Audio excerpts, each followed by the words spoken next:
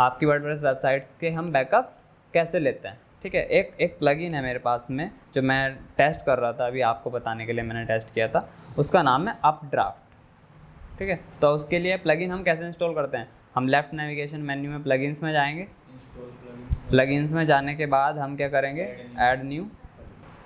ठीक है, तो अपड्राफ्ट करके एक प्लगइन आ जाएगा ये। ठीक है, अपड्राफ्ट प्लस हो गया आई थिंक अब ये, है ना। तो ये बैकअप और माइग्रेशन वाला प्लगइन है वर्डप्रेस में जो होता है, इसको आप नोट डाउन कर लो। इसका जो वो है ना लोगो, इसको भी ध्यान रखो ताकि कल को इस नाम से अगर कुछ और भी आए तो भी आपको ये वाला ध्यान रहे। तो ये मिल गया हमें सबसे ज़्यादा, इसमें एक्टिव इंस्टॉलेशन दिख जाएंगे, अच्छे रिव्यूज़ दिख जाएंगे, सब कुछ। इसको हमें क्या कर लेना है, यहाँ पे इंस्टॉल कर लेना है।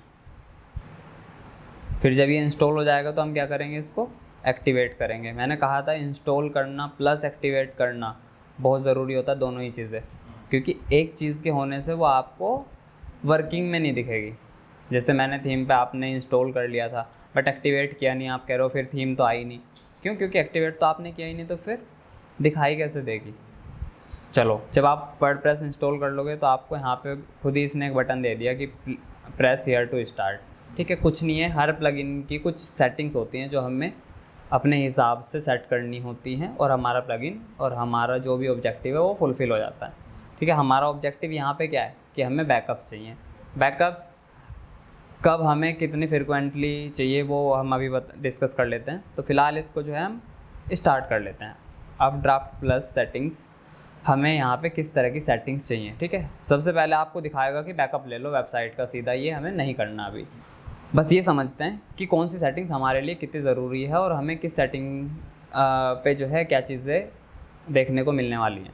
तो हमारा जो फाइल्स का बैकअप है वो हमें देखो, फाइल्स और डेटाबेस, फाइल्स में क्या क्या आ जाएंगे, आपकी जितने भी आपने मीडिया फाइल्स वगैरह डाली हुई हैं ना वो। डेटाबेस में क्या आएगा, आपके कस्टमर्स की लिस्ट, है ना, आपके यूज़र्स, आपके एडिटर्स, वो सारे आपके डेटाबेस में आएंगे। तो हमें दोनों का ही बैकअप रखना है ताकि वेबसाइट में कुछ भी एरर हो हमारा वापस आ जाए, चाहे वो मीडिया साइड चला जाए, चाहे वो आपका डेटाबेस साइड चला जाए।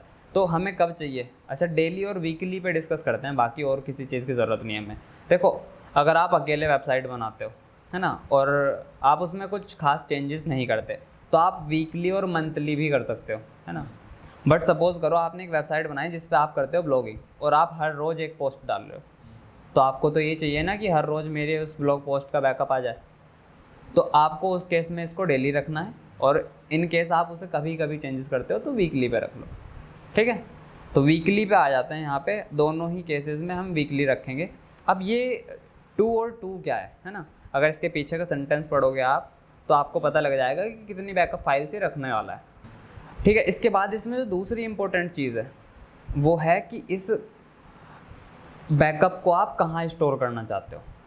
यहाँ पे देखो कि आपको इसे स्टोर कहाँ करना है। अब देखो, आपने 10 GB स्पेस ख़रीदा हुआ है, 1 GB की आपकी फ़ाइल है, बैकअप फाइल आपकी 1 GB की है, तो आप उसे डेटाबेस में स्टोर मत करो। कभी अगर सर्वर साइड कुछ दिक्कत हो गई, है ना, आगे बताऊंगा उस बारे में भी, सर्वर साइड कुछ दिक्कत हो गई तो आपको फिर बैकअप फाइल एक्सेस करने में दिक्कत आएगी। तो हमेशा एक बाहर एक्सटर्नल लोकेशन पे आपको बैकअप फाइल रखनी चाहिए जो आप खुद से एक्सेस कर सकते हो। तो एक्सटर्नल लोकेशन जो सबसे कॉमन है वो कौन कौन सी है हमारे पास, ड्रॉप बॉक्स है, ठीक है, माइक्रोसॉफ्ट की वन ड्राइव है और एक गूगल ड्राइव है। तो हमारे केस में हम सबसे ज़्यादा प्रेफर्ड और सबसे ज़्यादा कॉमन किसके साथ जा सकते हैं, गूगल ड्राइव के साथ, क्योंकि बहुत हैंडी है ना, स्टोरेज तो ज़्यादा दे ही रहा है और बहुत हैंडी भी है। आप गूगल ड्राइव में अपने आप जा सकते हो, drive.google.com आ गए आप अपने ड्राइव में, बस गूगल अकाउंट लॉगिन होना चाहिए। तो इस केस में हम क्या करेंगे, अपने गूगल ड्राइव पे जाएंगे और यहाँ पे फिर आपको गूगल के साथ में लॉगिन करना पड़ेगा अपना।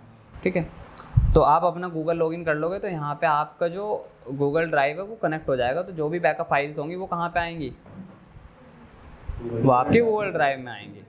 ठीक है, एक फ़ोल्डर या फाइल्स जो भी आएंगी वो आपकी बन के आती रहेंगी। यहाँ पे ये पूरा सेटअप है, मैंने वो कनेक्ट कर दिया, तो यहाँ से हम कंप्लीट सेटअप कर देंगे। इसके बाद आपकी जितने भी बैकअप फाइल्स होंगी वो कहाँ आने लगेंगी, गूगल ड्राइव पे आने लगेंगी। जब आप ये सेटअप कर दो तो सबसे पहला बैकअप आज अभी ले लो। ठीक है, इसमें जो चेक है उसे चेक रहने देना, इसको कुछ मत करना अभी, एज इट इज़ सेटिंग्स पे आप एक बैकअप ले लो। ठीक है, इसमें बस इतना ही रखना है आपको, बैकअप में इससे ज़्यादा डिटेल्स में नहीं जाना, इतना ही हमारा काम था इससे।